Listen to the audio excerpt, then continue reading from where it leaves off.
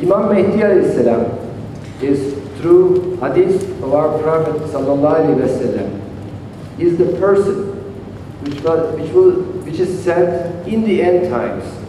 We are living in the end times. End times means the last times before the last day. Time, end of the times. Now we're living in the end times. How do we know that?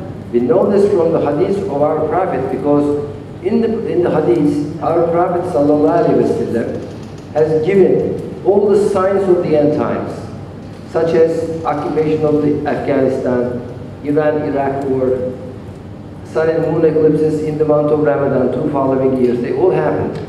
The bloody attack to the Kaaba, this happened in 1979. Tall buildings, open denial of Allah, occupation of the Iraq, division of Iraq to 3 parts, occupation of the Afghanistan, assassination to leaders of the Egypt and the area of Sham. Sham is an area, not the city. Bashir Gemayel was, for example, murdered in the past.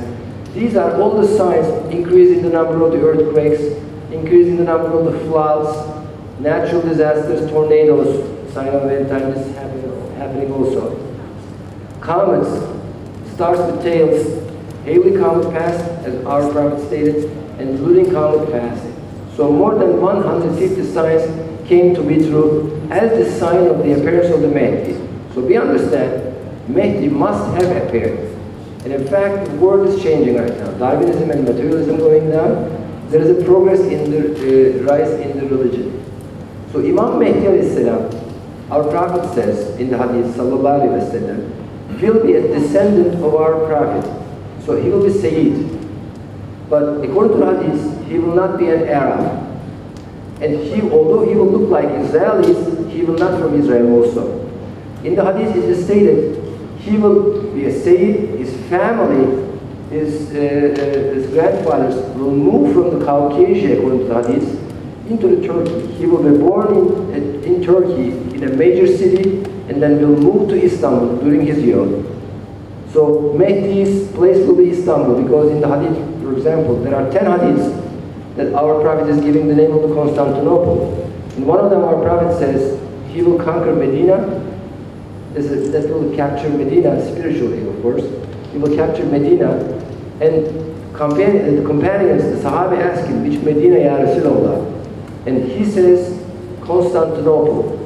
And he will also come out, appear with the robe of our Prophet, the sword of our Prophet, and the banner, the flag of our Prophet, which are all in Istanbul Topkapı Museum. So, we understand Mahdi is a person coming in the end times, whom Allah will make instrumental Islam to prevail the entire world, our Prophet says. And this is a promise from Allah, from the Quran. So Allah will definitely prevail His religion in the end times. We are living in the end times. There is no other time left, because our Prophet also gives the time. He says, people will start accumulating around Mahdi in Hijrah, starting Hijrah 1400, which is 1980. So that means Mahdi must have appeared, of course. Mahdi is on action, inshallah. And also, we have seen from the Quranic verses, Isa alayhi salam will return. So they will act together in the end times to prevail Islam in the entire world. Whole Christians will convert to be Muslims, and Jews will convert to be Muslims, according to the Hadith. Our Prophet says there will not be even a small house or tent left in the world where Islam will not enter. So Islamic morality will prevail everywhere in the world, from North Pole to South Pole, in Asia, Europe, everywhere Islam will prevail, inshallah. Islamic morality, peace, tolerance, justice, security, progress in wealth, science, and technology. So our Prophet also described the physical signs of the Mahdi alayhi salam in very detail. In very detail, I will give you some examples. Mahdi, says our Prophet sallallahu alaihi wasallam, will be medium stature. His height is medium. Not tall, not short, but medium. He will have black hair, black beard, white face, white brow, curved eyelashes, and slightly slanted green eyes. Can you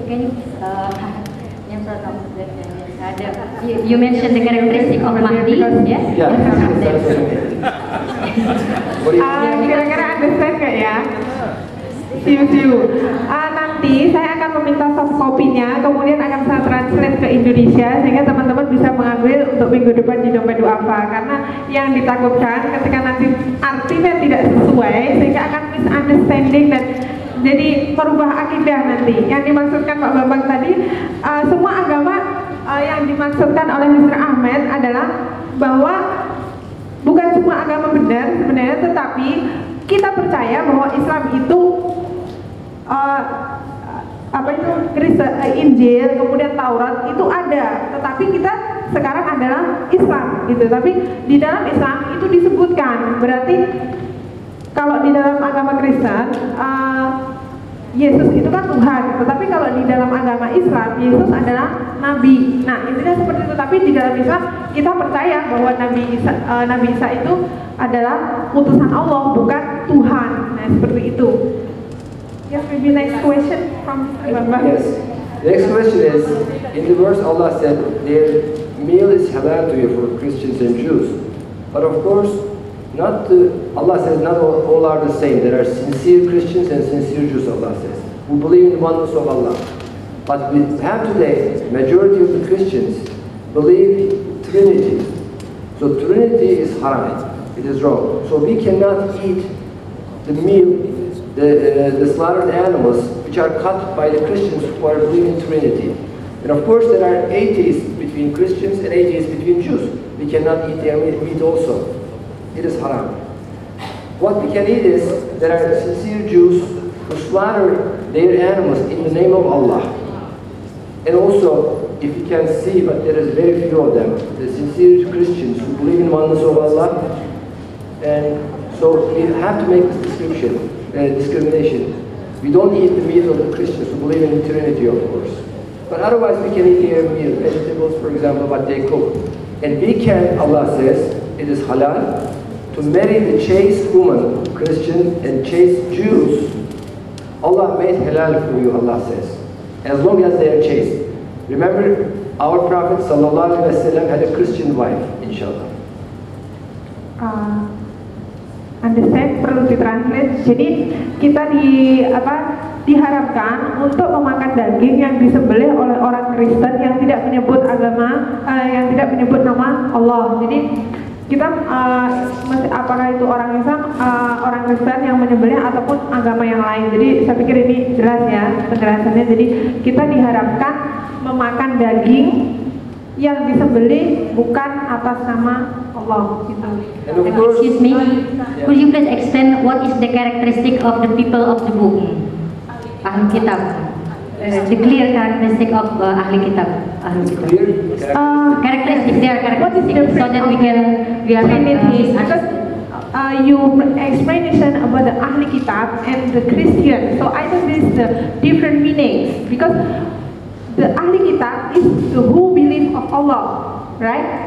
Ahli Kitab is the people of the book, Christians and Jews, who were sent books before, which is Bible, the Gospel, and the Torah.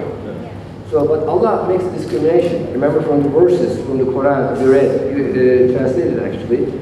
Allah says not all of them are the same. Some of them are sincere believers who prostrate, who pray, and believe in the Quran and what was sent down to you and what was sent down to them, inshallah. But the thing is, whenever we meet some Christians and Jews, Allah wants us to be very kind.